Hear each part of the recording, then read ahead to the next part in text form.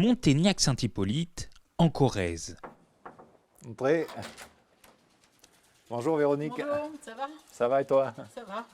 Véronique Vors est conseillère installation-transmission à la Chambre d'agriculture de Corrèze. L'objectif là, du rendez-vous, c'est de faire un petit peu le point pour savoir où on en est de la transmission. Du coup, par rapport aux dernières visites que j'ai fait et tout, vous en êtes où? Son travail consiste à accompagner les agriculteurs dans leur démarche afin de transmettre dans les meilleures conditions leur exploitation. Nous, ce qu'on fait au niveau de la Chambre d'agriculture, c'est qu'on fait du repérage auprès des agriculteurs qui ont 58 ans. Donc en fait, on regarde s'ils ont un potentiel repreneur ou pas, donc on les contacte, on fait le point avec eux, on leur propose des rendez-vous retraite avec la MSA pour fixer leur date de retraite.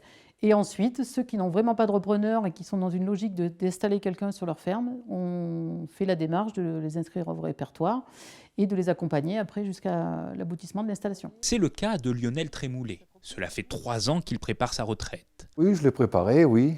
Je suis un petit peu impatient quand même parce que, bon, un peu fatigué aussi. Et puis bon, après toutes ces années, à un moment donné, je pense qu'il faut savoir passer à autre chose. Pas de succession familiale pour cet éleveur de vaches limousines.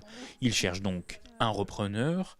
Grâce au service de la Chambre d'agriculture, il est accompagné dans cette démarche. Les associés du GAEC là, sont à la recherche d'un repreneur pour remplacer monsieur qui va partir en retraite l'année prochaine. Et du coup, l'accompagnement, c'est de faire un point aujourd'hui de la situation où on en est en fonction des candidats qui sont venus.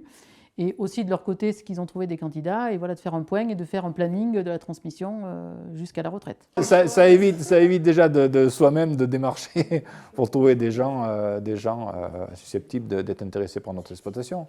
Bah oui, c'est primordial, quoi. Oui, parce qu'il n'y a pas marqué ferme à vendre. Non, voilà, oui. Puis même si on passe des annonces, je ne suis pas sûr que... voilà, il va falloir faire le tri. Hein. Chose que se charge de faire la Chambre d'agriculture, quoi. Visite de ferme donc, direction le champ, où ce troupeau d'une vingtaine de vaches broute tranquillement. Allez, venez là. Allez, alors, qu'est-ce qu'il y a? Non, mais elles sont curieuses. Hein. Alors. Au milieu de ces limousines se mélangent 4 charolaises. Tous les matins, il faut vérifier que tout le monde a de l'herbe, a du foin, a de l'aliment et en apporter si nécessaire à chaque troupeau. Un rituel qui risque d'ici quelque temps de lui manquer.